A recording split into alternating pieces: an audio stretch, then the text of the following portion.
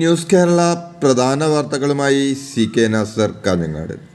രാജസ്ഥാനിൽ പ്രധാനമന്ത്രി നരേന്ദ്രമോദി നടത്തിയ പ്രസംഗത്തിലെ മുസ്ലിം പരാമർശത്തിൽ പ്രതികരിക്കാനില്ലെന്ന് തെരഞ്ഞെടുപ്പ് കമ്മീഷൻ വ്യക്തമാക്കി. പരാമർശത്തിൽ മോദിക്കെതിരെ പരാതി കിട്ടിയോ എന്ന ചോദ്യത്തിനും കമ്മീഷൻ മറുപടി നൽകിയില്ല.